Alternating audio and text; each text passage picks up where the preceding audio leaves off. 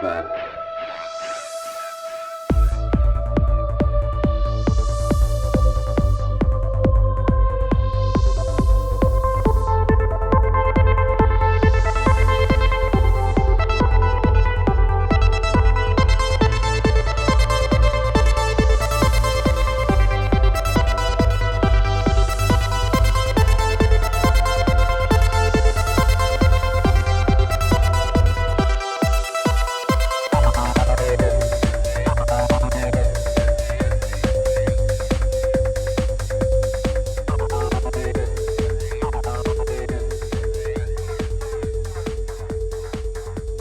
What's up? I'm your host, Ricardo Renz, also known as Ricky Vance, and a great episode for you today. If you've been listening to this show for a long time, then you definitely know the name James Corbett. He's returning to the show to talk about his new documentary on Bill Gates. It's a four-parter, talks about his vaccine agenda, how he influences media, medicine, so many different aspects of our life is influenced by Bill Gates with all these organizations and nonprofit organizations. So really, really crazy documentary. I highly recommend you guys checking it out. If you've checked out any of James Corbett's past documentaries, like How Big Oil Conquered the World or The Century of Enslavement, you know how well researched and how important these documentaries are when they come out. So please check it out. James Corbett, his website is corbettreport.com. In the show description on our YouTube channel, RV Theory 6, or just search the Ripple Effect Podcast, you'll always find links to our guest's website and any other social media accounts they may have. Also, you'll find links to my Patreon page if you want to support the show. Of course, if you can't, then share the show. That's the most important part. Review the show, rate the show, thumbs up the show, do all that stuff so we can get more eyes on these conversations and on these podcasts and spread this very important conversations and work. I think it's the most important thing right now is just trying to spread these, and it's getting harder and harder. And we also discuss that censorship. We talk about some of the current events, and we talk about so many things. So I'm going to keep this short. Enjoy the show, guys. Remember, like I said, share the show. Patreon page, before I forget, my Patreon page. If you do support the show financially, I let you know who I'm booking and shows, upcoming shows that are around the corner and stuff like that. So a little perk with kind of helping out the show financially. But that's it. This was a video episode. I just said that's it, and I'm still rambling.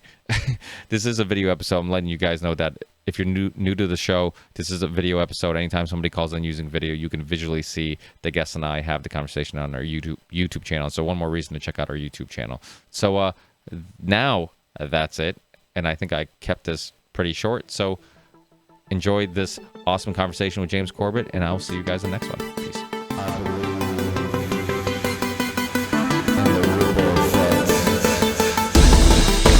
Happy Father's Day. Well, thank you, but I'm wondering if Father's Day is different in Japan because I received a Father's Day present last weekend. So I don't know if we're doing it on a different date or whether my family got it wrong. I don't know. So you're not sure exactly what day Father's Day is celebrated in Japan, really? It doesn't really matter that much.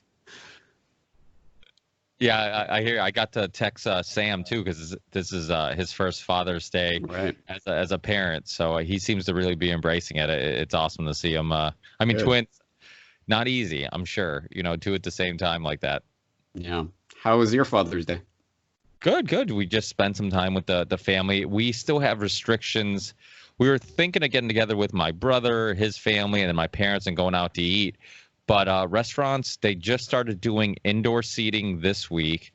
And all this stuff is crucial, especially in my family, because my wife, that's what she does. She works at a restaurant. And so it's, all these restrictions have really affected her workplace and all that stuff. And, and really, like I've been telling people, I'm like, it's not so much so great. You get a check for a couple months.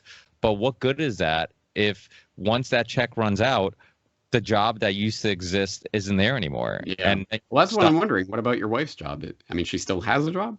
Yeah, luckily they're one of the few restaurants that we actually had some local restaurants that during probably a month ago said that, hey, we're not opening up. We're just going to shut down. I don't know if it was like certain branches or just shut down completely. I know a friend of my wife's who cuts hair, her company just said we're not reopening. They're done. So it's like there's a lot of people in that situation where, and this is something we've talked about over and over again, that the reaction to this whole thing is going to have huge long-term effects that we don't, many of us can't even understand yet and foresee. So I think, that's a huge issue. I mean, a lot of people were loving the, like, hey, you get an extra $600 on unemployment and how lenient they are and all that stuff with unemployment. But it's like, what good is getting that money if when it is time to, I guess, get back to work, the work's not there. And I think it also showed how it's not so much as work was necessary, but I think it showed that, like, this idea of, like, hey, if we just give you money and just ask you to stay at home for a long period of time, like, everybody should be happy. You can stay home, you can just binge watch things, and but there's something about the lack of freedom and the lack of, like, flexibility, and also, like, all the other things that came with it, like the public shaming of, like, you couldn't even, like, when this first started, I thought about, okay, well, there's a lot of people who I think, like, people that I know that, like, I think work too much and don't spend enough time with their friends and family, and they spend more time doing things they have to do and not enough time doing things they enjoy doing and want to do. And I think you can get consumed in that, and you can kind of miss the whole point, or I guess from my perspective or my opinion, what the whole point of life really is, and that's enjoying things and enjoying company, enjoying the simple things. And so I'm like, oh, this is a great time for some of those people to slow down, especially in the East Coast of Massachusetts, where we live super fast-paced lives. And then they said, hey, you can't go see your friends and family, stay away from everybody. And I'm like, okay, there goes that idea, So, and it's crazy because last time you were, not last time because you were on that alternative media Zoom call, but the time before that, I believe it was me, you, and Sam. And I don't know if Charlie was on that call or not, but I know it was like the beginning of all this, and we were all kind of, I guess, like, still waiting to see what was developing and what was going on. And since then, holy crap, has a lot changed. It's like we haven't just figured out the puzzle. It's become so drastically obvious that but let's get into that before I piss off all your fans by not asking you any questions they want to hear answers to. But so obviously you did this Gates documentary. How is this something that you've had on just kind of the to-do list for a while, or and then it got basically just like after the COVID-19 thing, you're like, you know what, now's the time, or was this something that came afterwards? Yeah, very much came afterwards, because I have had my eye on Gates for a number of years. And if you go and search through the references to Gates in my work prior to this, you will see that it's there consistently over the years. I've been documenting the GM mosquitoes, or the vaccination drive, or various parts of this agenda, even the technocratic part with the smart city in Arizona, I believe, that he's partially funding. All of that sort of stuff. The pieces were all there. But even myself, even someone who's dedicated to collecting and assembling and making sense of this information, and who has been noting Gates popping up here and popping up there and popping up there over the years, I never really consciously thought, oh, okay, we have to really get to the bottom of Gates and what he's doing, because this is going to be important. It never really clicked with me until, of course, this coronavirus freakout. And every single thing that I looked at with regards to this had some sort of connection to Gates funding.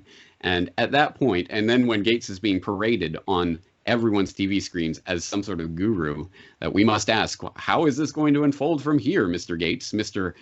Epidemiologist, Mr. Immunologist, Mr. Virologist? What's his credentials again? Oh, that's right, he has none. He's just a billionaire. And that's why we're taking him seriously, because he's literally paying all these media outlets who are having him on as some sort of expert. It's ridiculous.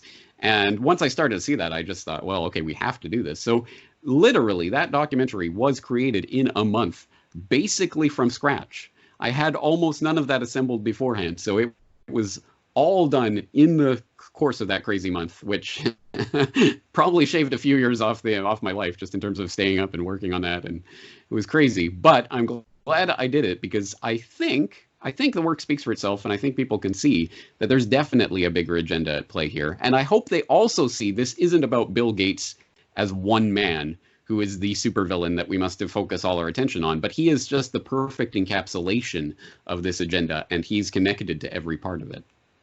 Yeah, I've heard you talk about that in interviews, that it's like you focus on Gates, but it's not per se that he's the most important character or the most. But I mean, honestly, there's a lot of stuff. A lot of people in the alternative media, like you said, Bill Gates, his name comes up quite a bit when you're doing research. But I never knew just how many, like the octopus of influence he has on everything. I mean, media to medicine to so many different things. I mean, it was pretty crazy. And then the comparison to the Rockefellers made perfect sense because, yeah, he seems like our generation's Rockefeller in regards to just having influence on just about everything.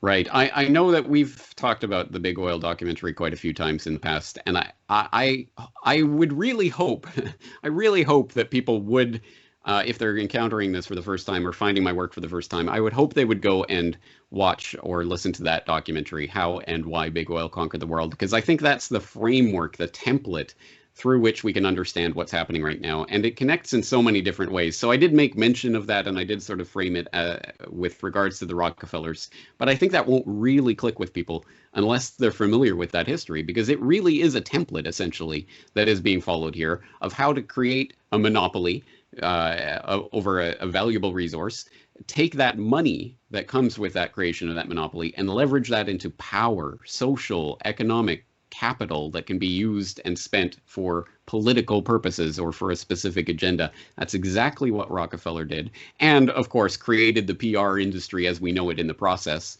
in order to rehabilitate John D. Rockefeller's image. And that's exactly what Gates did, step by step.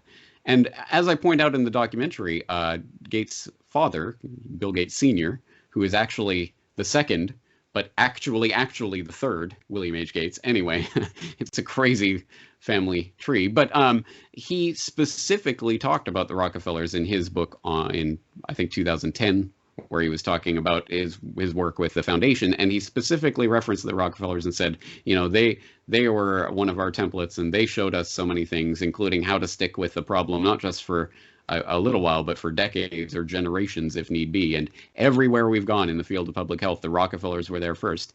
And of course, Bill Gates Sr. did meet with David Rockefeller in 2001, I believe, where they were both part of a symposium about philanthropy and philanthropic giving and causes of various sorts. And David Rockefeller co-hosted the 2009 secretive meeting at Rockefeller University with Bill Gates and Warren Buffett on how to reduce the world's population, which was reported as the good club. These are good guys that are trying to figure out how to spend their money to best suit the earth by reducing the global population. Again, it ties in so many different ways. There's so much to go into, and every single bit of this documentary could have been a documentary into itself. But just putting it together, I at least hope people get the sense of sort of the overwhelmingly large story that's being portrayed here. Yeah, I mean, so many things that I think, and it's hilarious how many times people in the alternative media and I guess conspiracy theorists world, for lack of a better term, are right. I mean, you look at like depopulation, you look at the vaccine agenda, you look at eugenics, like these are things that come up all the time, and people are always looking at you like, yeah, you're crazy, or yeah, you're connecting dots that aren't there or whatnot. And now, like, the agenda's become almost so obvious that a lot of even the most skeptical people are starting to really second guess things, even like vaccines. I mean, one thing that I think is hilarious, and I've said this on past shows recently, because it really just dawns on me how crazy it is, that how many people I know that poke their kid or willingly let the pediatrician poke their kid with every vaccine that they just want to give them. They're just like, yeah, it's time for another vaccine. Yeah, poke the kid. And now when it's time for them to take a vaccine, they're like, F that coronavirus vaccine. I'm not taking no bill. Wait. Aren't you the same guy who lets the pediatrician poke you with every vaccine? Now that it's like your turn, you're being more hesitant. It's it is surreal. But does it seem like there is this changing of consciousness in regards to the way people look at some of these topics that seem taboo or kind of, conspiracy theorists?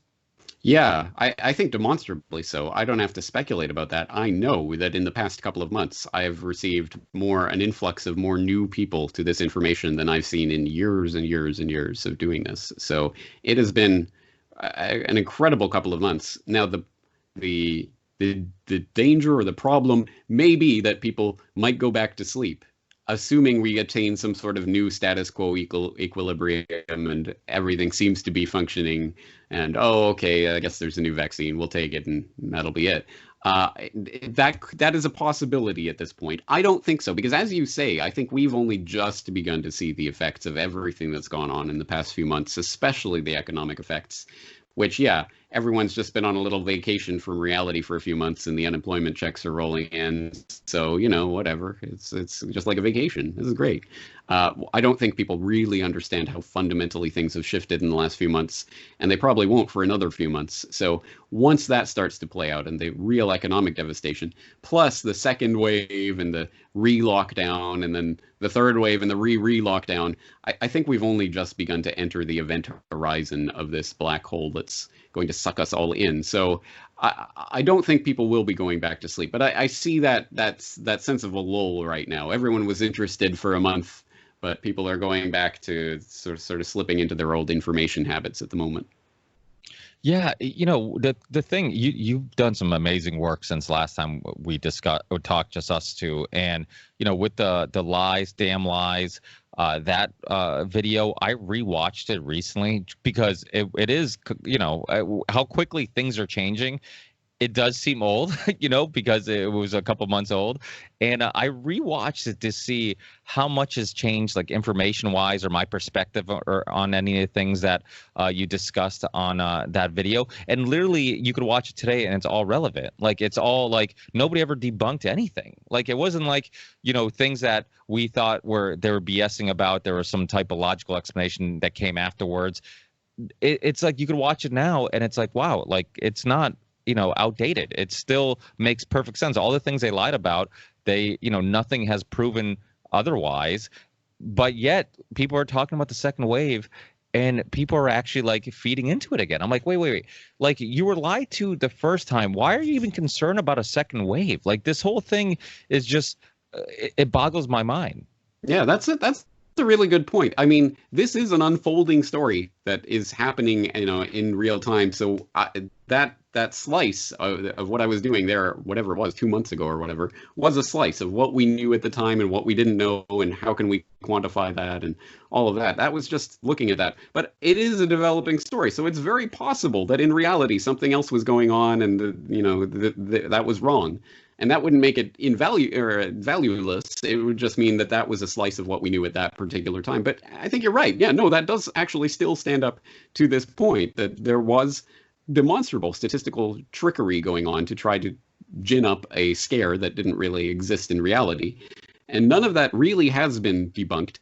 And yet here we are, as you say, going into the second wave crisis under the exact same types of tricks. And unfortunately, it did work with enough of the population that I think the political calculus has been made that they can continue to ratchet this up. And certainly in the American context with the selection circus and all of that, it's going to come to that. And so we started to see Trump's holding a rally. That's going to be a super spreader event. But 500,000 people or whatever turn up for a George Floyd funeral. That's totally fine. But don't go to your grandma's funeral because that'll kill people. I mean, it's just total insanity. Absolute total insanity has been introduced, especially in the last few months. And I think they really are testing the limits of people's cognitive processes and how far they're willing to bend reality to fit in line with what Big Brother is telling them to believe. Yeah, the whole thing just boggles my, like, everything becomes a political tool, and people don't realize that they're constantly being used and getting worked up on a topic or subject or issue that even the people who are selling you on it don't really care for, or don't really believe the nonsense they're giving you. I mean, one thing that boggled my mind was like, I was pretty outspoken with the articles I was sharing. I mean, I would share your stuff and plenty of other people's stuff that I'm a fan of that were making really good points. And of course, every time I shared something on social media, I would get a immediate comment like, save lives, stay at home. What's the big deal? Just stay, all this stuff.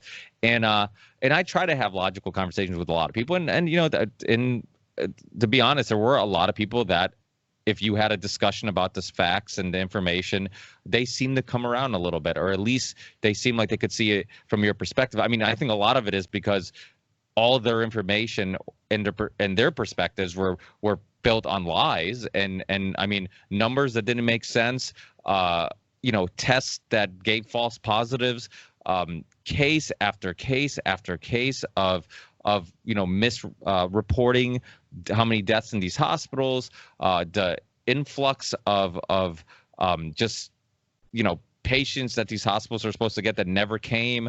I mean, it was just like it's like. But some people would still be like, well, just stay home. And if you can save one life, then it's worth it. Well, guess what? If you never drive a car ever again in your life, you might save many lives. If you go protest for another prohibition, I'm like, you could save some lives too, because alcohol is connected to many tragic things. But you're not doing that, because we understand to be free humans, to be free creatures, and to be able to enjoy life to its fullest, it comes at a risk. And it's like, it was amazing how many people just like all of a sudden put this thing on a pedestal and just completely disregarded all the other things. And like you said, everything became a political tool. You see it now with the protests. It's like completely not okay to protest the lockdown, but completely okay to protest anything else that might be associated with the left. And it's like, I don't care what you're protesting. If you're doing it peacefully, you're not harming people. Yeah, go out and protest. Like, you're not harming people, but you are harming people if you're spreading the deadly coronavirus, right? So there you go. There, you've just given the out for all the people who will say, yeah, but you are harming people when you step outside your home. It's such an insidious and such an incredibly effective trick that has been inserted to change the conversation in a way, isn't it? And this goes back to a point that I've been trying to articulate, and I don't think I found quite the right way to say it, but we are entering a new paradigm, the paradigm of biosecurity.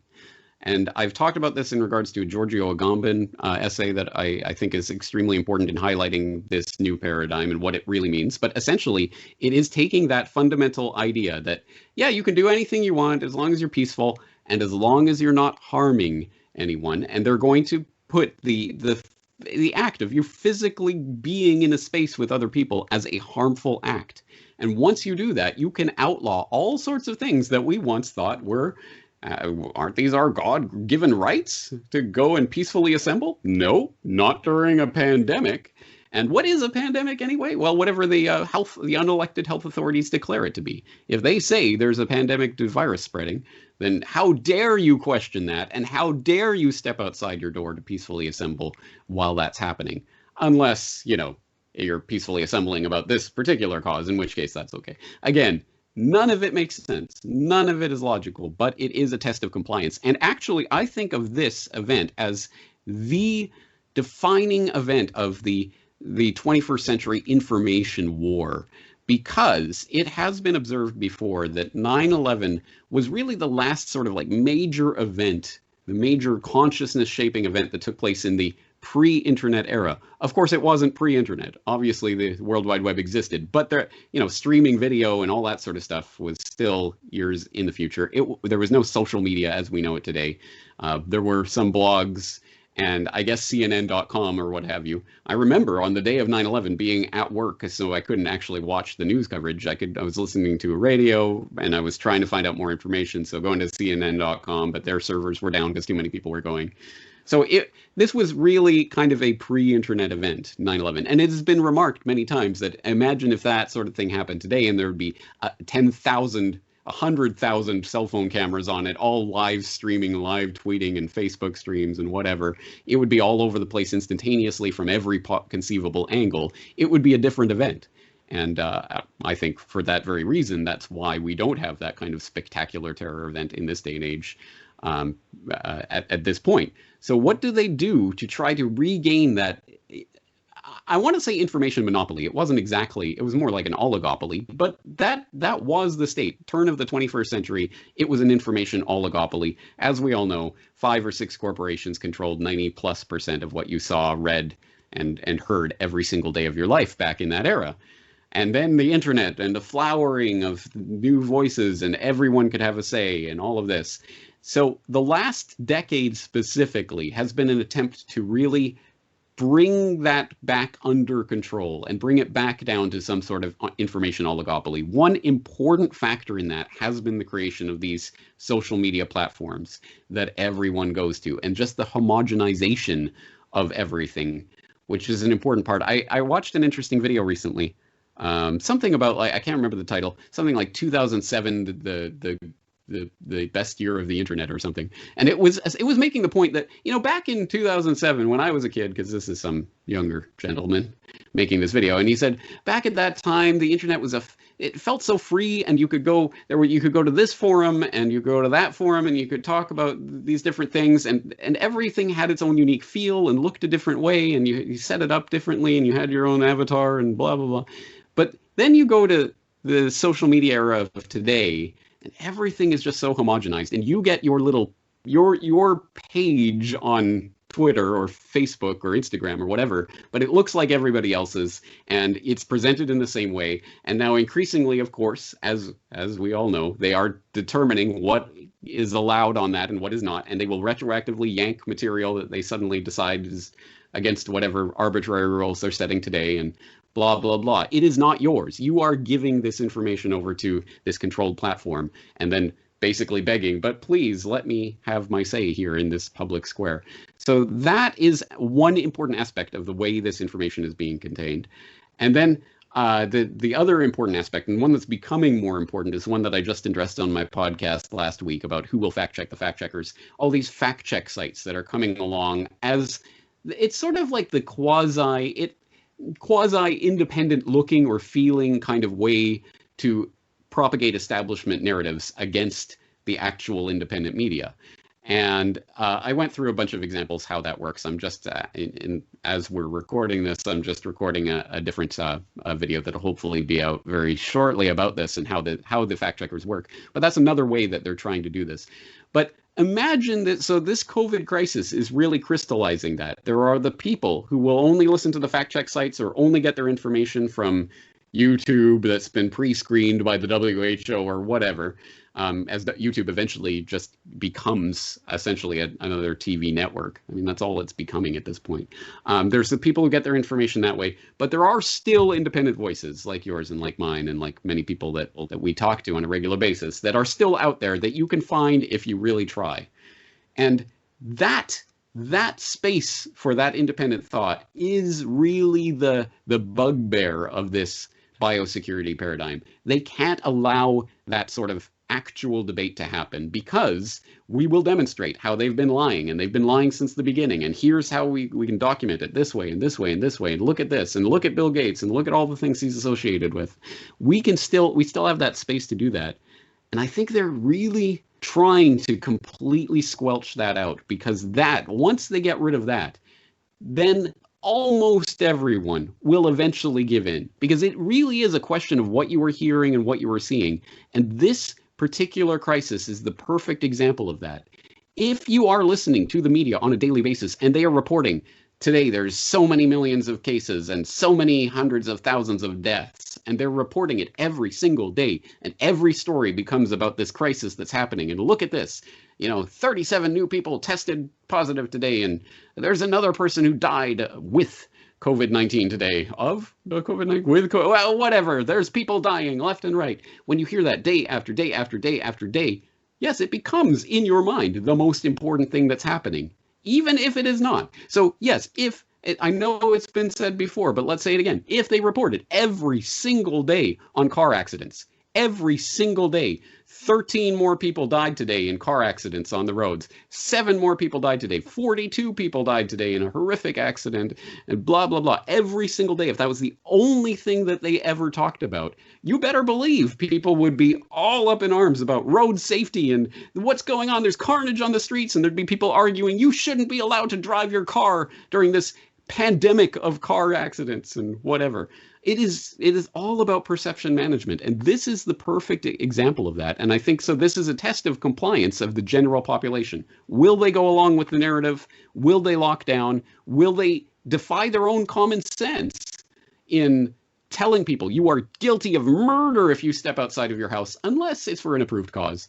It's just a compliance test in every way, and unfortunately I think a lot of people have failed. But as we said, there's so many people who are starting to wake up to this right now.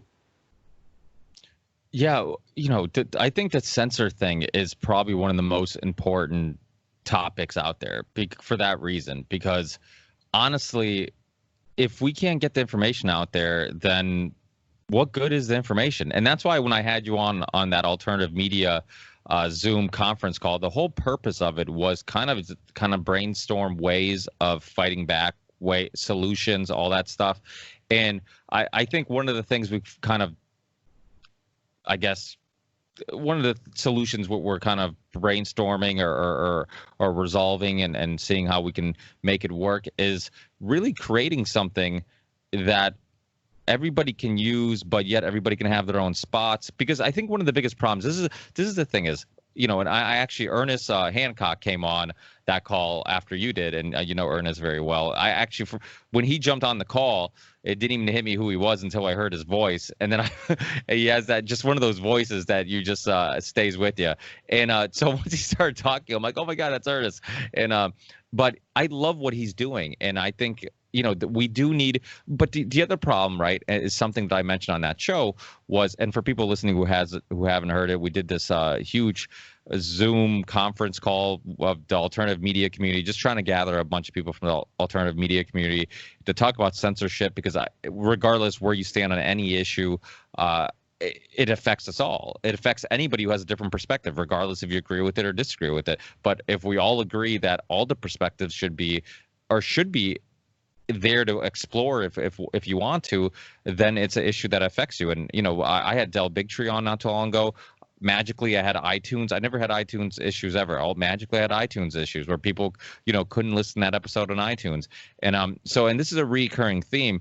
But the other issue isn't just censorship. It's how do people find other people's work. And Midnight Mike from the OBDM podcast, who helped me put together that show, he's actually working on creating an algorithm that could suggest certain topics, certain videos, certain podcasts. So if you're going down the Federal Reserve rabbit hole and watching a Century of Enslavement, you'll get a little suggestion to something, a researcher that also is looking into the topic or done videos on it or whatever. And that's what we need. We need something like that. That's so then you can click on those videos, just like, as you use YouTube, people can go on YouTube and then they can find your website from YouTube. It's a tool that, even though we hate it, no, that's exactly what I was going to say. What we need is 2010 era YouTube. That's really it, because that is what got me all those people who would never have heard of me, never seen my work, but they saw a related video and they went down the rabbit hole. And that was exceptionally effective. That's why, allow me to be pessimistic about this for a second. That's why all of these, I think they're great, and we should pursue absolutely every possible path. But these ideas for creating this sort of, here's the place where all the censored people are going to go and congregate. Great. Yeah. Okay. But it will never have that effect that, say, 2010 era YouTube had, where all of that information was commingling with all of that other information, and you got everyone from grandma looking for videos of cats or whatever, to teenage girls looking for makeup videos, teenage boys looking at videos of cars or whatever, and and people looking for news and information, and all of that commingling and all of those perspectives coming together. And there's always the chance. And remember, YouTube used to have a front page. And I even made it to the front page of YouTube once for a really bizarre video. I told this story a few times, but I did this like 3-minute video one day where I had just seen Children Full of Life, which we've talked about as one of the documentaries that I highly recommend people watch. To this day, I still think, if you haven't seen that, please watch it.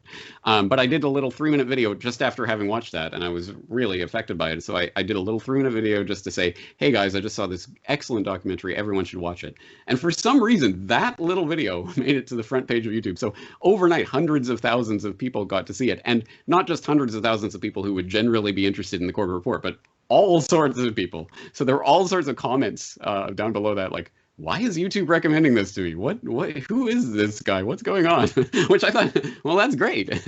All of a sudden, I'm sure only a quarter of a sliver of a fraction of a percentage point of people actually bothered to go and watch that Children Full of Life based on that recommendation, but at least some of them did. And I saw the numbers for that video, the view count go up right after that. So I was very glad to see that.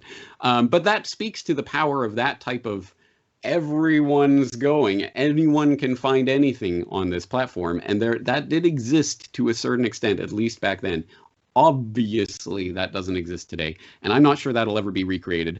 And if it is, here's the real pessimistic part. If it is, if that sense, if that of a place where everyone's commingling with everyone and it's really free, if that ever existed again, it would either be controlled from the start or it would be bought out like YouTube was, like that. I mean, I just don't foresee that happening again.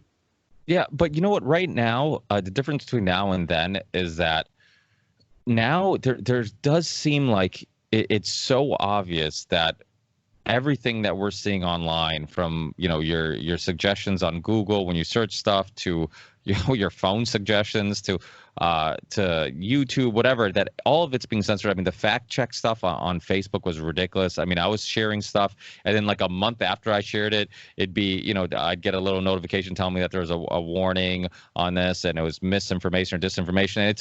Which was phenomenal, because it was like, really, like, there's evidence after evidence of mainstream media misguiding people.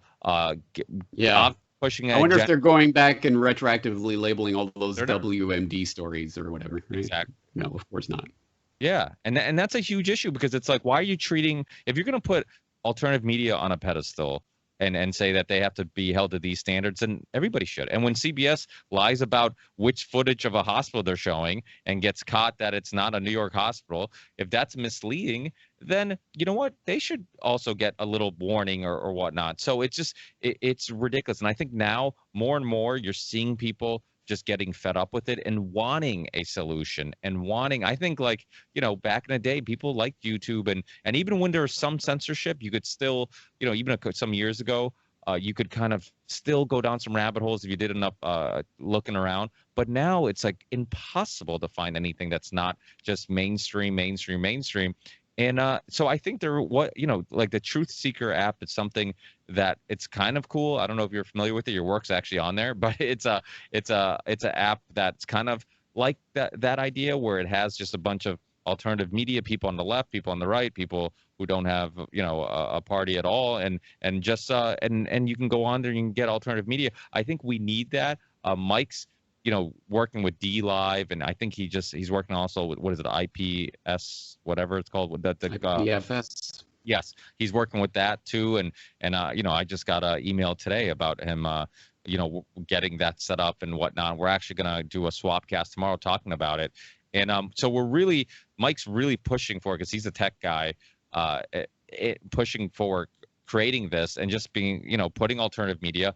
And somebody like yourself, it's like, you'd still have your website, you would still have everything. You can click on, everything goes back to your website, but at least you have a place where you can get suggestions, and you can get, he even did a D Live stream where it did 24 hours a day, just streaming alternative media shows. He did mine, Sam's, and Charlie's, and the OBDM podcast, just to kind of test it and see how it works. But I think now, and talking to Ernest, I was just on Ernest's show. What day is it? Monday?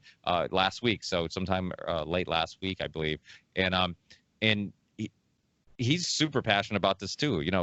He's all on board, and of course I'm sure he's told you the same thing. He could foresee this, and he knew this was going to happen a long time. And he was right. He was absolutely right. He did foresee this. And even the pandemic documentary. I mean, when you see how orchestrated that fight against that documentary was, when literally in like 24 hours it went from being shared everywhere and being uploaded everywhere to disappearing everywhere. I mean, to think about the power that big tech has to do that, and how ridiculous it is, and that somebody debunking the video could basically show you the whole video. As long as they're calling it a hoax, as long as they're debunking it, you could watch the video. So it wasn't so dangerous that you couldn't watch it. You just couldn't watch it and make up your own mind. You had to watch it with somebody else influencing what you're watching. And that's the part that really just drove me effing crazy. It made me so upset, because I'm like, do people not see how insane? I would talk to people about it, and people immediately are like, oh, it's a right-wing anti-vax documentary. And I'm like, what do you, huh? I'm like, I'm like, what exactly do you disagree with? And people would just send me some article of like, oh, it's debunked. I'm like, I'm like, the Wikipedia page got locked, and she couldn't even do anything about it. I'm like, this was orchestrated. If anything, you should think about how dangerous it is that all the big tech companies could come together to basically make this disappear, because they were worried about people actually asking questions. Yeah, absolutely. That speaks to the incredible power that exists right now to lock down information. And it's only going to get worse from here. But I remember even years ago hearing about the company that controlled, I guess, managed Joe Rogan and his content and Bent Pixels or whatever, which is what will flag anytime you upload any sort of Rogan content to YouTube or whatever, it'll automatically get flagged by this company, which I understand was his management company or he had contracted the rights to or whatever. But I had heard at the time, and I never really looked into the bottom of it, but it wasn't just like the content ID system that YouTube has, where if you are a content creator, you can add your content to the content ID system so that then it can automatically check new uploads against what you have uploaded as content ID. So it can basically see, oh, this is just a re-upload of your thing here, so it can automatically flag it. That's at least theoretically how the content ID system works. But from what I understand, this Bent Pixels could actually identify Joe Rogan's voice. Just identify the voice anywhere on any upload that's going on and automatically flag that and bring it to their attention, which, again, I don't know if that is true, but I think it's clearly trending in that direction anyway. Eventually, it will be that there will be an algorithm possible that you could deploy that will find James Corbett's voice on any particular platform that you're choosing to look for it and flag that content. And, you know, one doesn't have to go out too far on a limb to say, if and when the order comes down to take James Corbett off the internet, boom, flip that switch, and suddenly YouTube or Twitter or Facebook or wherever my stuff is posted will get taken down all at once. I think that's certainly possible. We'll put it that way. It's just a question of how that sort of thing gets implemented. And that is, say it with me, you knew it was going to come up, that is the memory hole. It is 1984. That is exactly what Orwell was envisioning, that they will be able to completely just airbrush people out of history. Like, you know, Stalin and the Soviets used to airbrush people out of history once they became unpopular with the regime. Well, they can do that digitally now, and that will start to happen. So that's another part of what we need to be doing, is actually physically saving our own copies of any important material and checking against what emerges in the future. Because I guarantee you, at some point in the future, you're going to be looking for videos, and not only will they not be there, but no, the video you think you remember where you thought somebody was saying something, well, suddenly he's not saying that thing. What? I'm sure that it used to say that, but now it's saying this. Wait, what's going on? That is coming. It is literal 1984 that we're stepping into. And that's what scares me, because, again, once they get their information oligopoly back in place and all the independent voices are squelched out, who will even be here to document that kind of thing when it happens? And eventually, at some point, once they've gaslit you enough, you might start to believe it. Maybe I am going crazy. Maybe Bill Gates never did say that. I don't know. I can't find the video anymore. Oh well. I guess I'll just start believing this. Yeah, I mean, our memories are sometimes, you know, you can be in the exact same place with a group of people and everybody can kind of remember some events slightly different. So if they did have the power to, and that technology exists, it just isn't very good right now, or it's good enough probably to trick some people. The publicly available version isn't that great anyway. That's true. Good point. Yeah. And so you think about it, it wouldn't be that hard to trick people that something wasn't said, because we already question our memory all the time anyways. Like, oh, am I remembering that incorrectly or whatnot? I mean, some of this is just insane. So in Ludlow, where I live in Massachusetts, so Massachusetts had this change.org petition going around because they're proposing kids wear masks when they have to go back to school. And of course I signed it and shared it and whatnot. All of a sudden, I mean, thousands and thousands of people signed it and it was going around really quickly. And all of a sudden the petition was just taken off. It just disappeared. I mean, there's just, big tech has so much control over everything that, and it is a little scary. I mean, you look at like the Plandemic documentary, I think it was plandemicmovie.com was the only place you could find it right from their website. Well, guess what? That website disappeared, you know? So even a domain name that I'm sure Mickey, the filmmaker, bought and paid and you know, owned, somehow they made that disappear, you know? So it's just like, nothing is off limits and nothing is sacred and nothing is impossible. I mean, they will just do whatever it takes to control the narrative and control what people see and control what people think. I mean, another thing that's a little scary.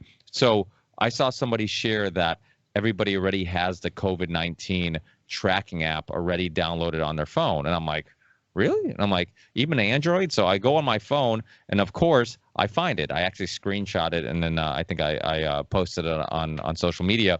I told people, I'm like, you might want to check if this thing's on. Even if you don't even know you had this app, you have it now.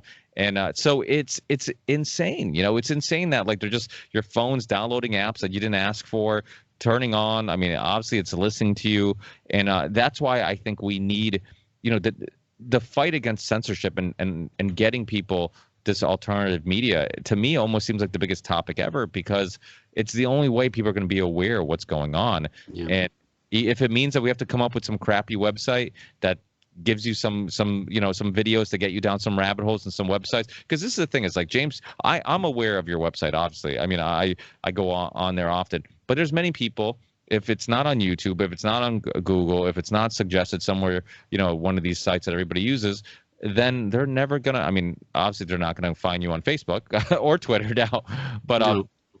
But I am still on YouTube.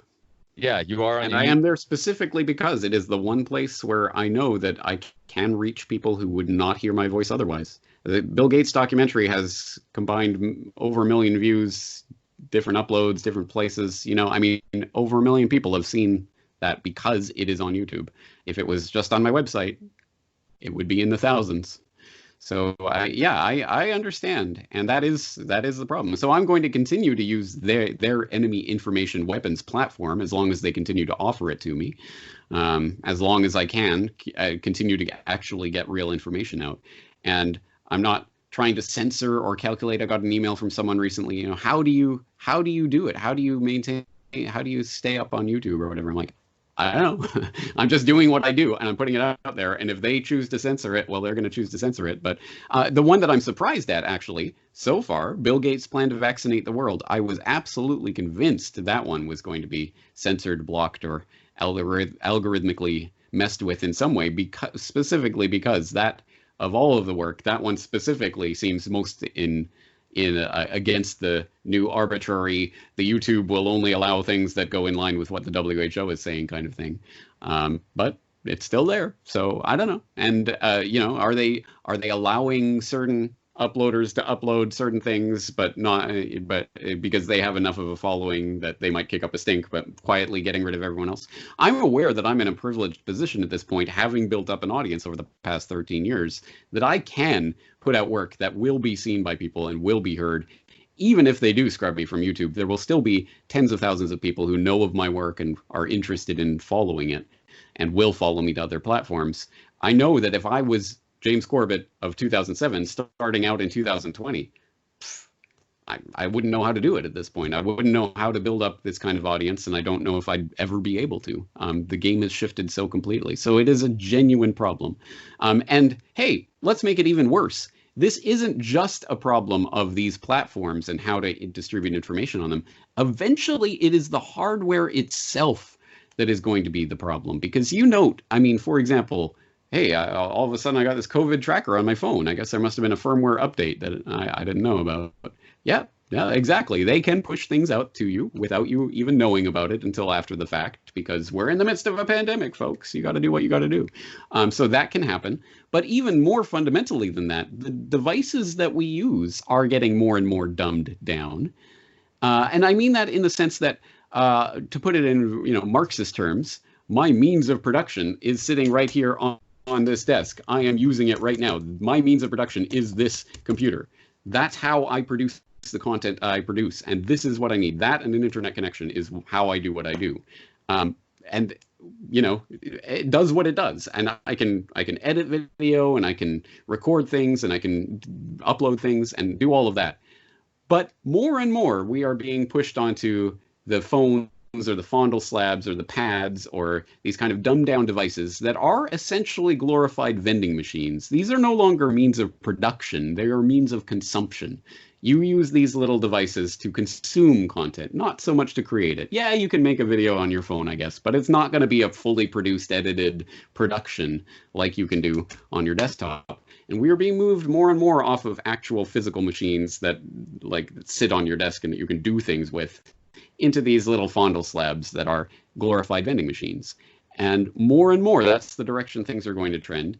And eventually, it's not even going to be things that you're physically fondling. It's going to be Alexa or some wearable or hearable you put in your ear. You wear your Google Glasses version, 7.0 or whatever, and that's all you're going to need. And you can consume everything through that.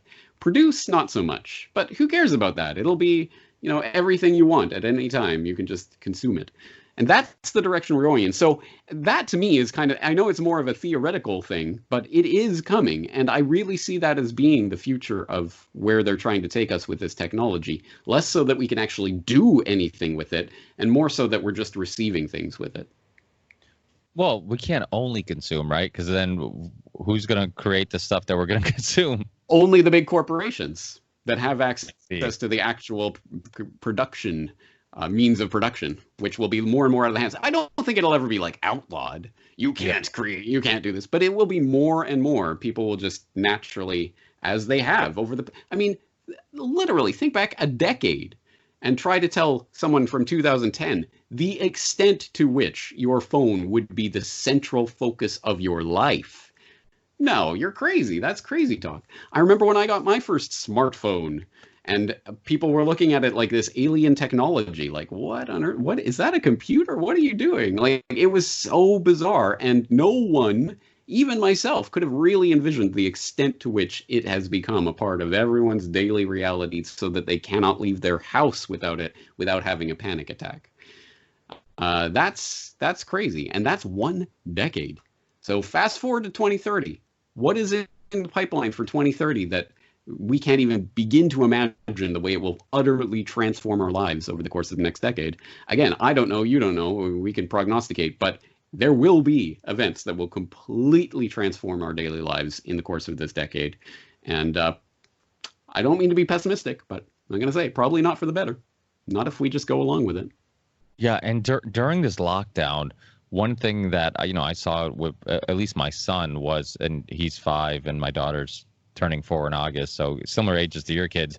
My son was just attached to the tablet because there's nothing to do.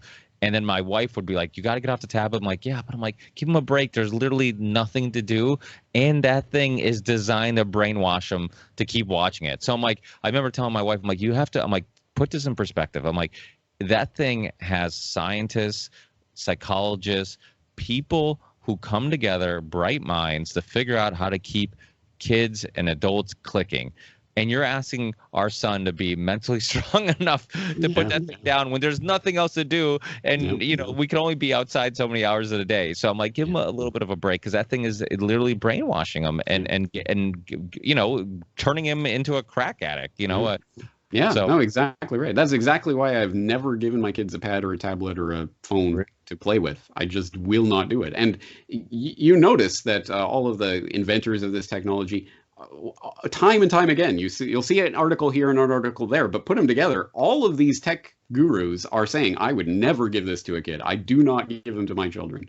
Across the board, it's almost like they know something about this that we don't. Yeah, no, of course, yeah.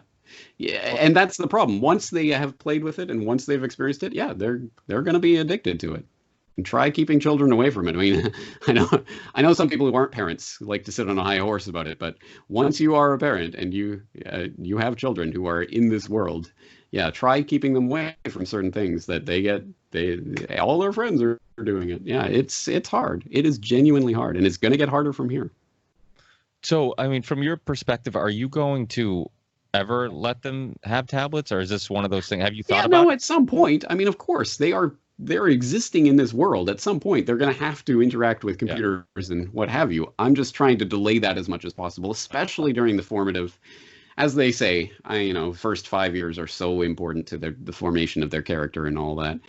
Maybe true, I don't know, but it certainly seems right. For the first 5 years. My boy is now 7. My girl is 4. So they've survived this long without being screen addicts. So hopefully they can survive a little bit longer at least. And yeah, I know, I mean, at school, they're going to be playing with computers and what have you. So it's going to become a part of their life. But the longer I can delay that, I think at least they'll have a better head start against this. But at some point, it becomes the responsibility of a parent who is trying to raise children to grow up in this world as it exists. you have to at least in some way guide them through this process of doing the things that they're going to have to do at some point, unless you go and live in a cabin in the woods, away from all technology, which we are not. So at some point, they're going to have to learn how to deal with this technology. I just want to do that at an age appropriate time, rather than giving the 3-year-old some, literal crack machine device to completely alter their brain chemistry. Just try to delay that until they've formed some more of their synapses and hopefully have a bit of a better grasp of what's going on. Yeah, the hard part too about these questions, these internal dilemmas parents have right now, on when do you give them tablets, when do you let them have a Facebook account, all this stuff. We don't have history to learn from. There is no blueprint, nobody who can tell you, well, I did this with my kids, because from their generation to the next generation, things change so drastically that it's like our kids have become a experiment. Like, well, let's try giving it to them at this age and see what happens. Yeah, exactly right. Yeah, it is. I mean, it is. This is uncharted waters in a lot of ways. And we can look to historical parallels and things. I mean, there have been panics about every new technology that's ever been introduced. And we might look back at it as being quaint. Oh, parents used to be so concerned about, actually, I mean, reading has been throughout history sometimes been portrayed as, oh, you lock yourself in a room and read by yourself. That's such an antisocial activity. That was castigated at a certain point in time back in history. So, I mean, every new technology comes with certain new ideas about how to use that to incorporate or not into society. And we're no different in that sense. But unfortunately, now it is being done with this technology that is electronic, that interfaces with your brain in a way that is clearly not natural, whatever that word means. It certainly doesn't apply to our interactions with these machine devices, which, as you say, and as people can go and research for themselves, has been documented to have been crafted specifically to keep your attention as long as possible. I mean, it's not like just sort of some random thing that came along. No, all the notifications and the bells and the whistles and the way that the thing functions is designed to keep you staring at that screen. And unfortunately, that's a science that is fairly well refined at this point, and only getting more and more refined as we put more and more of our data into the AI algorithms, so whatever you want to call them, that are training the computers about how to keep our attention even better. It's a self-feedback loop that's getting worse and worse with each iteration. So, yeah, I mean, there's no easy answers here, but at any rate, I still believe in the power of humanity to be able to maintain cognitive liberty, at least if that is the goal. And so, if anything, I would see my responsibility as a parent to teach my children about the value of cognitive liberty, that you have your own mind and you can use it to determine what it is you want and how you can go about doing that, and you can reason about your own ideas and test them against reality and all of this, the hows of understanding the world, rather than me trying to tell the children, okay, this is this and this is this and you must believe this and you must believe that. No, of course not. That's not the valuable way of teaching anyone anything, but teaching them how to reason, how to think, how to test their ideas, how to interact with others and ethically, and how do we do that, and what is the ethical principles we should be living by, and all of this. These are the big questions, and they are essentially the same questions that humanity's always been dealing with. We just have different ways of dealing with it now. Yeah, it's funny because I had Jay Dyer on my last podcast, and I was saying how one of the things I love about philosophy is that you're constantly having the same unanswered questions over and over again, and you're trying to just discuss them, and you realize that there's not really a finish line like these, and that's what makes it fascinating. And a lot of these questions that like you said, we're discussing are things that really there aren't answers to, and we're probably going to constantly be debating and whatnot. I mean, one thing you said about big tech people not letting their kids use tablets, there was that rumor too about Bill Gates not vaccinating. All right. Did you find that to be true? Have you looked into that? No, if I had found it, I obviously would have included that in the documentary. I have not found any reliable source for that. I have found some demonstrably unreliable sources for that don't source anything that's Like the ripple effect real. podcast. If anyone has any documentable, real evidence about that, of course, I will broadcast that as far as I can. Of course, that is relevant. And it may be true. I'm not saying it isn't true. I'm just Yeah. saying I don't have any reason for believing that. Was there any piece of information or anything that you found throughout this whole journey of looking into Bill Gates that really stunned you or you didn't know at all? Yes, in a sense. I think, in a sense, I knew about Gates and Aadhaar and the biometric ID and that sort of thing, but it never really clicked for me how these agendas fit together. It was in the course of researching this that I started to see the way that this fits together. And why is Gavi part of ID 2020? And what is this? What is going on here?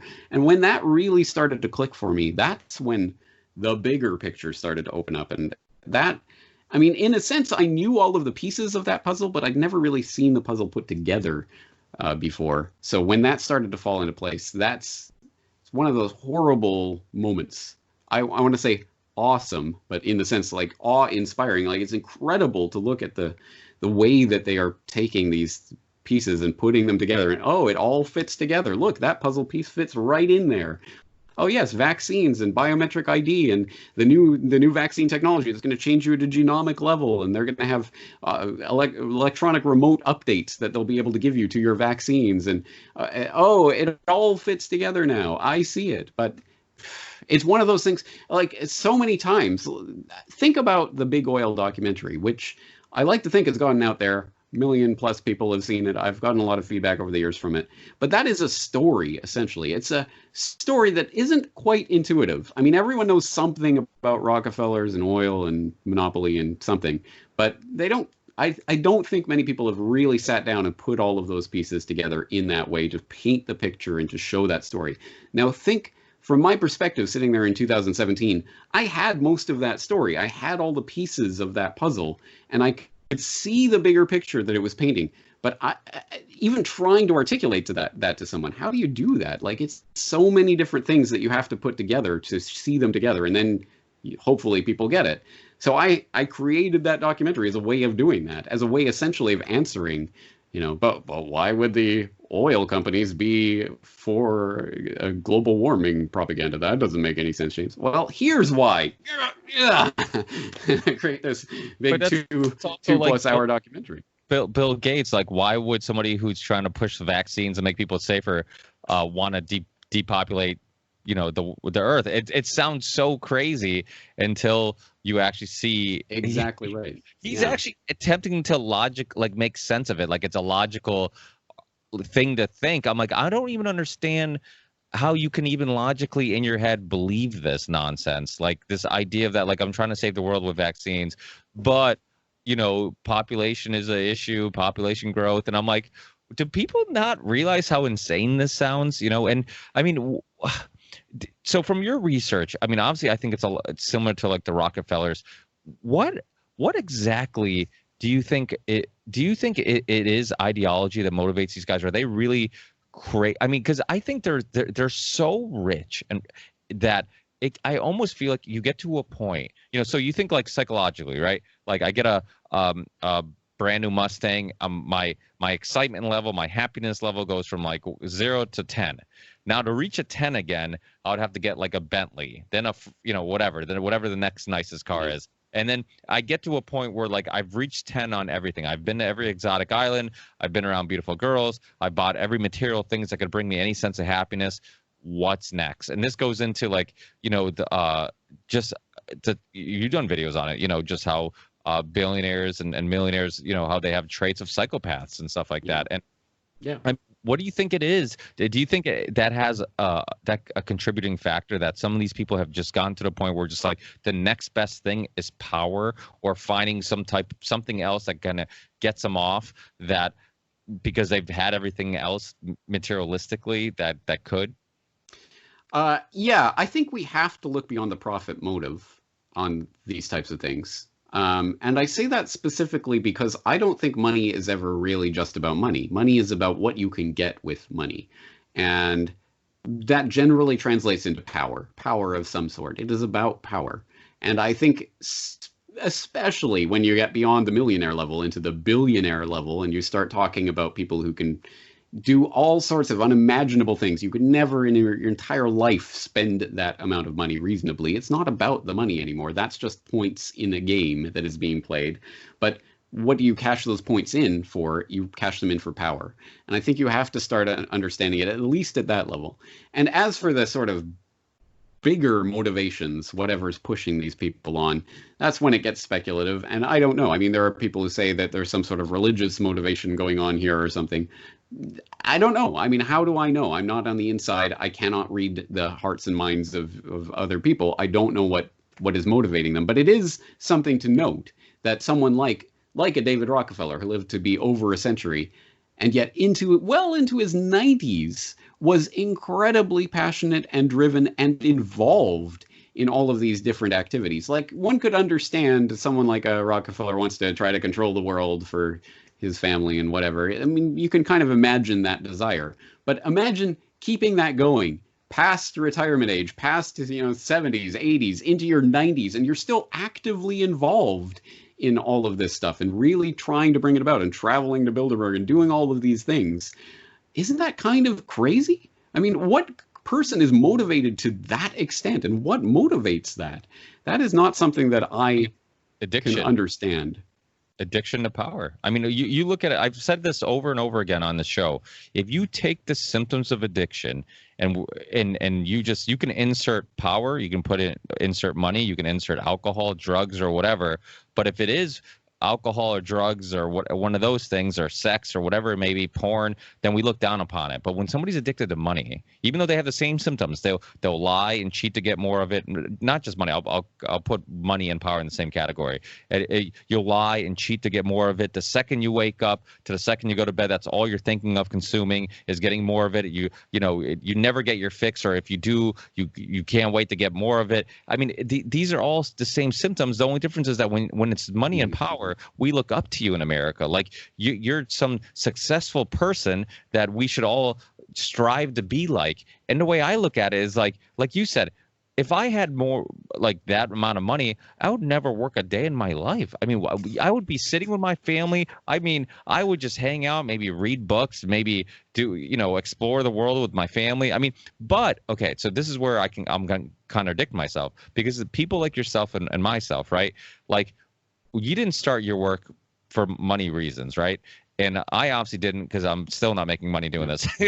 But that's the thing. I would absolutely continue doing my report even if I was a multimillionaire. In fact, I'd be doing it a lot more fancy with better production equipment and what have you. But I gotta say, by the time I reached my 90s, I would probably be thinking about winding it down. I don't know if I'd still be motivated to get that out, get the latest daily news out today.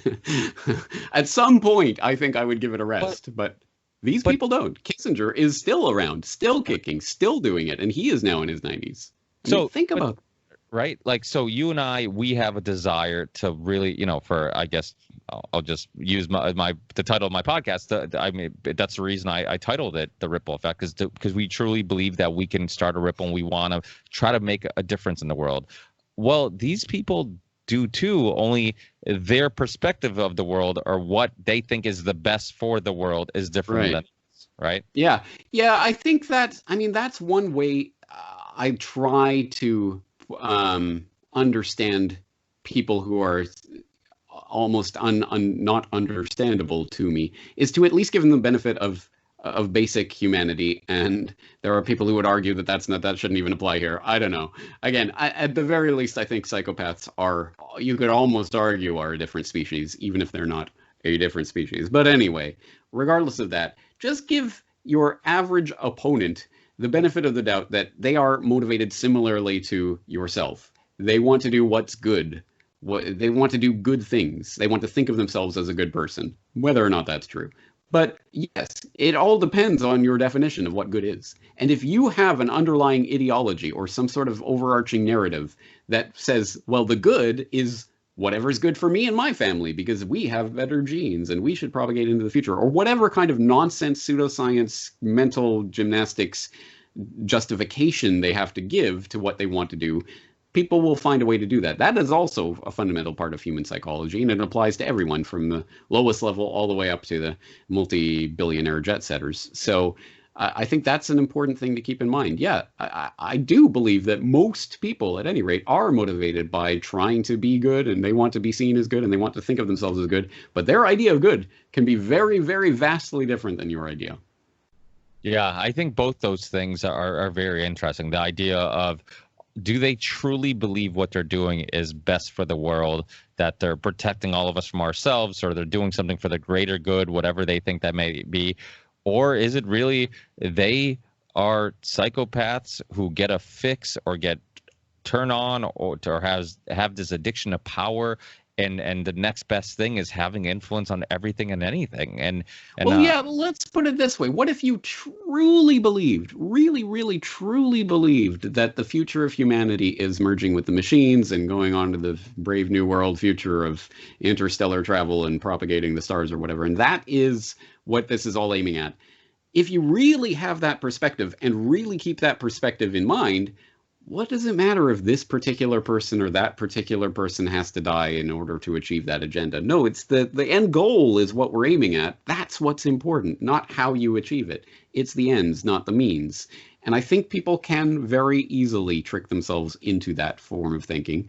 And the cinematic illusion that comes to mind is The Third Man, where they're in the Ferris wheel and they're going up and looking at the people down there. And he says, look at all those people scurrying around there like little ants. What would it matter to you if a few of them stopped scurrying? You know, what does it matter? Just look at it from that perspective, the big perspective. And when you're a multi-billionaire, trillionaire, whatever, you create the money out of nothing, so it doesn't even matter to you. Once you have that perspective, the 20,000-foot view of humanity, yeah, there's a lot of little individual ants out there scurrying around doing whatever they think is important, but that doesn't matter. You know, we're going to merge with the machines. We're going to the stars, whatever it is. And I will do anything to get to that level. And so that means, yeah, we're going to have to force a lot of ants to do things they don't want to do, and we're going to have to kill the ants that won't comply. What does it matter? We're doing what's good for humanity, not an individual person. Humanity. It's always when you move it out to the collective level that any individual suffering becomes, yeah, it's just an unfortunate part of the equation, but what are you going to do? Well, eugenics was similar, right? I mean, they really believed that it was for the better of human society, right? Yeah.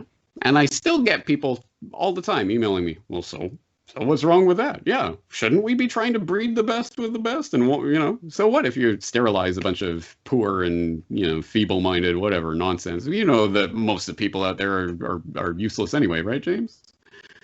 I don't know. I don't know what to say to people who have that perspective, other than that you are the enemy.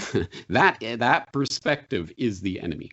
If you believe that, because no, that's not what it's about. It is about doing right to your fellow human beings, individually, as individuals. Anything that you can do to any individual should be an ethically and morally responsible thing to do. And anything that you would not ethically and morally do to an individual is wrong, period. Yeah, and that's why this whole race thing that's going on in the U.S., and I know you've said it in recent past interviews, how quickly nobody gives a crap about the coronavirus when it just like literally was everywhere, and the only thing anybody talked about or consumed or, you know, discussed on social media was the coronavirus. And literally overnight, like it's like yesterday's, you know, news, like nobody cares. And you know, I think about like people like Bill Gates and your documentary, which is timely and goes into, you know, was timely. Yeah, good point. Almost immediately. Yeah. As you say, swept aside. Anyway. But I think, you know, I shared the documentary recently, and I think the first time I ever heard it, or somebody suggested it, was you on this show, Mafa 21, and years ago, and I still think it's a super important documentary. But people who are into eugenics or have that ideology, those are the people that everybody who really wants to stop racism or people judging each other based on some type of outside appearance or whatnot. Like, you should be turning on Bill Gates, because he's a part of the problem. I mean, you know, to me, it's so insane how everything can become political, where if you're for the lockdown, you're most likely on the left. If you're anti the lockdown, you must be a Trump lover. If you're, for these protests, you must be a non-racist person who is a social justice warrior. And if you're Didn't Melinda Gates, I don't know this, but didn't she come out recently and say that the first people to get this vaccine should be the frontline medical workers, but after that it should be black people and then the elderly or something like that. Like it was this kind of hierarchy of who should get the vaccine, and specifically racial minorities was put up there on that totem pole, which is fascinating. I haven't fact checked this, so I've heard that this is what was proposed. But if so, it's the perfect doublespeak, isn't it? Because it's like, don't worry, guys. Yeah, we're absolutely, Black Lives Matter. We're putting them at the top. They're first in line for the vaccine. Which, if you believe in the vaccine and everything, the vaccine agenda, that means these people are prioritized. They're great. But if you know that the vaccine agenda is actually part of the control grid, and it's like saying we're going to control you guys first, yay, and you're going to line up and roll up your sleeves and be happy about it because Black Lives Matter. It's just all of these things that are used to play on people, and it's fascinating to watch that we can get the left on board with martial law as long as it's medical martial law, or the right on board with martial law as long as it's martial law against the protesters, or you can get the left on board with lockdown for the coronavirus pandemic, but you can get the right on board with lockdown during times of riots. And it's always this left and right thing. And for some reason, as much as I know about the divide and conquer and how it's always inserted, I never thought it was going to be to this level where you've suddenly got the left are all on board with protesting and going outside and being out there as long as it's for the right cause. But if you're not for the right cause, then you're an evil Nazi who's trying to spread pandemic. And then on the other side, it's the opposite.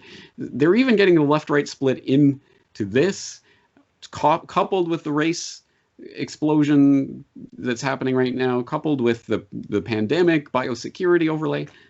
Crazy. These are the craziest times that we have lived through. And honestly, I don't think we've seen anything yet. Honestly, I think it's going to get crazier from here. I would love to be wrong about that. But as I've been saying, the second wave, they're just starting to ramp up the hype about that. And what do you want to bet? By the time of the selection circus, it's going to be, once again, the main news theme. I mean, people who think that, coronavirus, that was so last month, and we've moved on from there. I don't think, I think you're wrong. I don't think so. I think we're going to go back to that theme.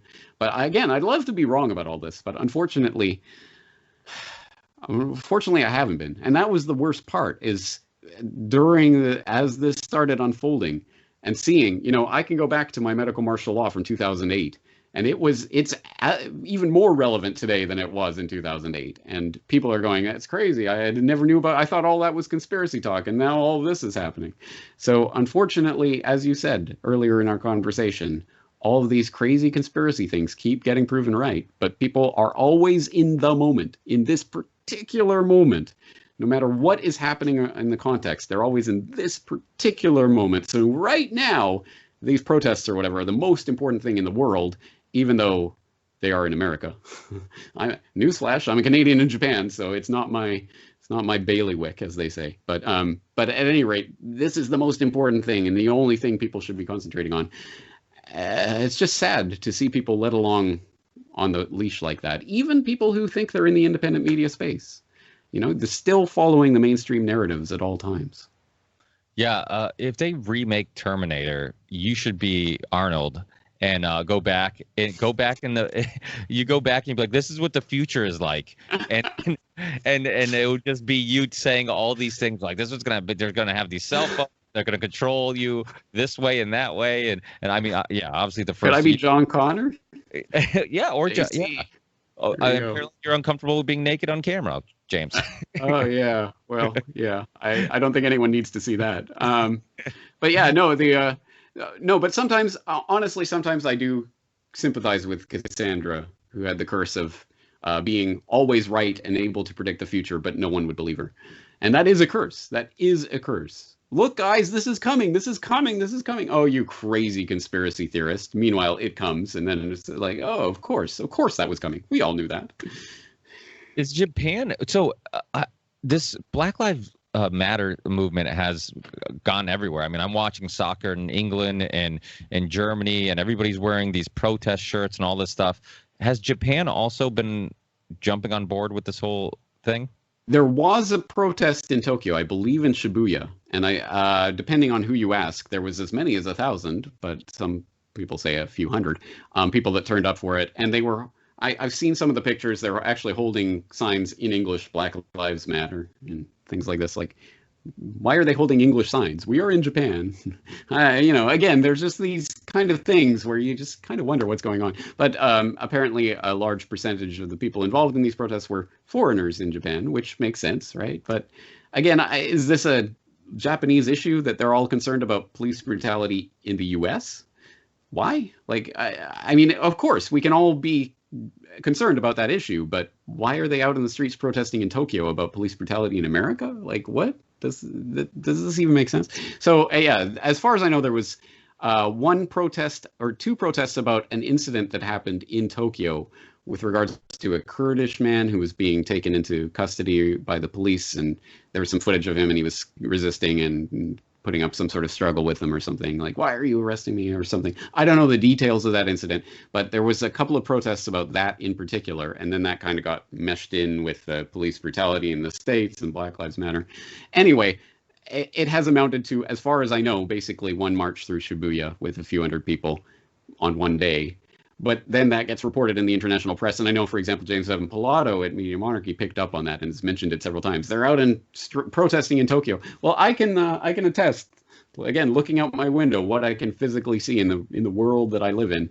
No one here is even talking about it, let alone protesting it on the streets. But it gets reported, and then that's what people see. Oh, look, they're even protesting in Japan, and that becomes Japan is also up in arms about this. No, it isn't that way. That's so many times my reporting comes back to that. Look out your window and see what is happening, and keep that perspective in mind when you're looking at these stories that are coming from whatever place. And that's something I get all the time. Like, whenever anything happens in Japan, people will be emailing me, are you okay? Like, there was an earthquake in Tokyo or whatever. Are you okay, James? I'm hundreds of miles away. I didn't feel anything. I'm not affected by it. Like, I understand. Thank you for being concerned. But again, people just have this kind of vague sense of the world outside of them. When it applies in their particular locale, people understand it. Like, I was just listening to a podcast with this guy who lives in Seattle, and he's getting all these emails from people. Are you okay? Like, what's happening with the Capitol Hill Autonomous Zone and everything? He's like, I don't know. It's just a couple blocks downtown. It's like 15 miles away from where I live. I haven't seen it. Life is completely normal for me here. It has nothing to do with me. But that's the kind of thing I get all the time. Like, whenever anything happens in Japan, and people just kind of assume that's what Japan is like, right? Because I saw it on TV. Well, I live in Massachusetts, one of the hot spots. And same thing. I was getting listeners write me messages like, "Oh, Massachusetts are are the hospitals full, or like is it chaotic?" I'm like, no and no. I'm like, I know people who work at the hospital. They're all like dead. There's nobody. I don't mean the people are dead. I mean the hospitals. There's just not a lot of people there. Bad choice of words there. Yeah. And but I'm like, oh, they're dead. And I have a friend who's a supervisor at a Springfield hospital, the ER room, and he's like, it's dead. He's like sometimes during a flu season it can get busy, but he's like, that's not uncommon for hospitals to have people waiting in the waiting room. That's why there's waiting rooms, because people are supposed to wait there. So it's just that's the power of headlines and media, right? Mm-hmm. I was talking to somebody previously about this, how you go back and you research historical events. Usually what you're doing, or not in all cases, but in many cases, you're finding old articles, newspapers that are saying, this is what happened. This is how what the reaction was. This was this or that. And I'm like, wait, we know now that they lie all the time on the headlines, and yet our interpretation of what happened in the past is based on these lying headlines. Yeah. I'm like, it's just made me rethink everything ever. Like, can you research things and really believe anything you read? History is written by the winners. Yeah, I hope people will rewatch. I think it's episode 350 of my podcast. History is written by the winners, or something like that. Which is specifically about this point. Yeah, what do we really know about history, and how do we get that information, and from what sources? And we know that all of these sources are manipulated and lie all the time, but we trust them implicitly for historical information. I think there's a name for that kind of phenomenon where when you personally know something about a story, like you are involved in that field or it's about your town or whatever it is, you have a personal knowledge of a story, then you suddenly see all the ways that the media is ridiculous and inaccurate and they don't get anything right. They don't get names right, dates right. They don't put it in the right context. They misinterpret facts, all sorts of things. And you can see it when it's about something that you know about. But then when it's outside of your field of interest or expertise, suddenly it's just like, oh, this is the information, you just absorb it and you internalize it. And then because of source blindness, at some point you go and you tell other people this information that you picked up from whatever, some New York Times article or whatever it is, but you don't even remember you got it from the New York Times anymore. You just believe it yourself.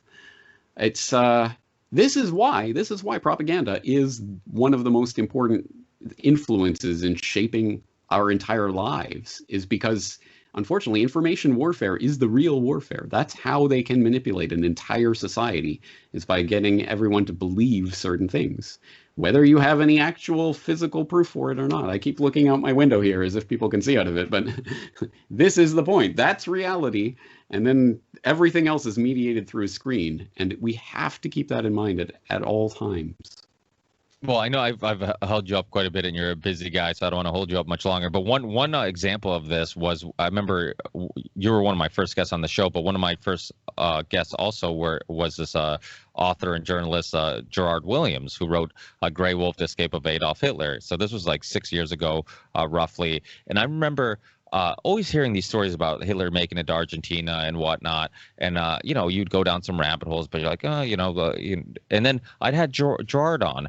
And then when you find out that there's a story that's told over and over and over again, and there's zero evidence that it's true, but yet it's considered historically sound. It's a historical event that everybody agrees on and I'm just like, this is crazy. I mean, I'm just like, a lie can be told over and over again, and everybody just assumes that if you're telling it, that somebody must have done the research. Like if I go back enough people, maybe the first guy who started, I go back a few people, then they might have looked it up. So I'll just continue. There's a joke by Tommy Segura. I'm gonna butcher it, but it's hilarious, and it's like a similar. It kind of is an example of this. How him and his father were watching a movie, and some star in the movie, he's like, his dad goes, hey, that guy, he's like, he's gay. And he's like, really? I didn't know that, right? And then so every time he's having a conversation with his friends, he brings up like, hey, that actor? No, he's gay. Until one time he's having a conversation with a friend who says,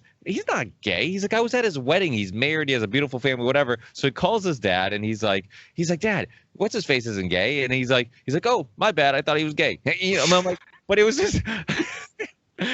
But meanwhile, he's told everyone in existence that it's actual fact. Yeah, exactly.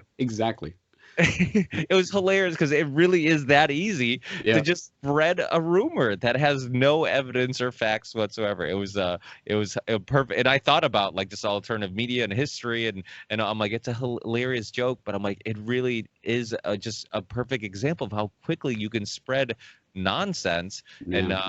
And do you ever go back and think like 100 years from now, what will they be writing about 2020 and the great pandemic and everything?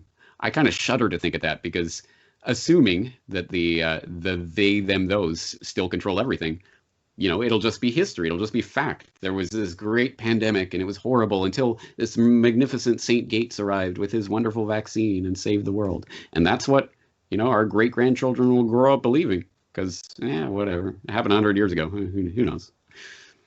Yeah, that's why we have to keep doing our work and attempting to find locations to post it. I mean, I've been really, really just active in trying to get people together to try to figure out a way to get this information out there. Because people like yourself, I mean, your documentaries, I'm sure of it, and I'm sure by getting emails and stuff, have changed people's lives and changed people's perspectives on the world. And we need to constantly find a way to fight back, because our other option is to not fight back. And then if you do that, you failed, you've lost, you've given up, and you might as well just let them have their way. And so I think regardless how big of a difference we can make, we have to attempt it. We have to continue fighting back. So yeah.